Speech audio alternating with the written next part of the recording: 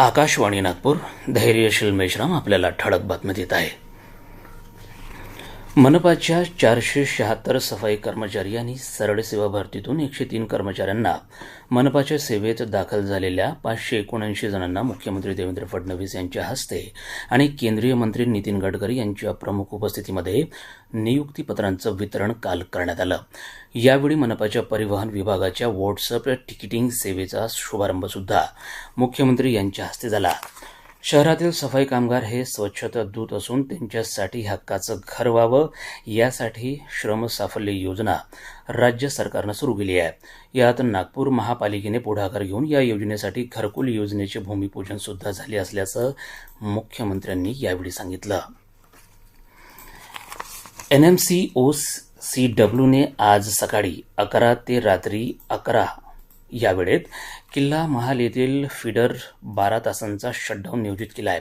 किल्ला महाल येथील inlet flow meter बदलण्याच्या कामासाठी हा शटडाऊन घेण्यात येणार आहे. त्यामुळे पाणी पुरवठ्यातील या शटडाऊनच्या काळात सहकार्य करण्याचं आणि पाण्याचा जपून वापर करण्याचं आवाहन NMCOCW कडून सर्व ग्राहकांना करण्यात आलं आहे. वर्धा नजीकच्या वाठोडा शिवारात पट्टेदार वाघाचं वास्तव्य दिसून आल्यानंतर वन विभाग सतर्क झाला आहे. या वाघाने कालवडीचा फडशा पाडला. ही घटना माहिती होताच वन विभागाने ट्रॅप कॅमेरे लावले आणि परिसरातील 10 गावांना सतर्कतेचा इशारा दिला.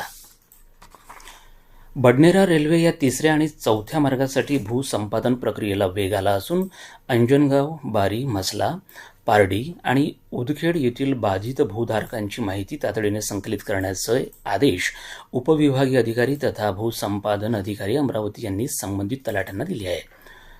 ग्लासगो इथं सुरू असलेल्या राष्ट्रकुल क्रीडा स्पर्धेत भारोत्तोलनात भारताच्या मीराबाई चानूने सुवर्ण पदक पटकावलं. महिलांच्या 48 किलो वजनी गटात 190 किलो वजन उचलून मीराबाईने विक्रमी कामगिरी केली. तिने स्नॅच प्रकारात 85 किलो आणि क्लीन अँड जर्क प्रकारात 105 किलो वजन उचलून राष्ट्रकुल स्पर्धेतलं नवीन विक्रम प्रस्थापित केलं. उपराष्ट्रपती CP राधाकृष्णन आणि पंतप्रधान नरेंद्र मोदी यांनी या कामगिरीबद्दल मीराबाईचं अभिनंदन केलं आहे. हवामान. आज पूर्व विदर्भातील सर्व जिल्ह्यात तसेच अमरावती आणि यवतमाळ इथं तुरळक ठिकाणी विजेच्या कळकळाटासह मुसळधार पावसाची शक्यता हवामान खात्यानं वर्तवली असून उद्या आणि परवा चंद्रपूर, गडचिरोली, गोंदिया या जिल्ह्यांकरिता अतिवृष्टीचा ऑरेंज अलर्ट जारी करण्यात आला आहे. याबरोबर हे ठळक बातमीपत्र संपलं. यापुढील ठळक बातमीपत्र 11:57 विविध भारतीवरून प्रसारित केलं जाईल. नमस्कार.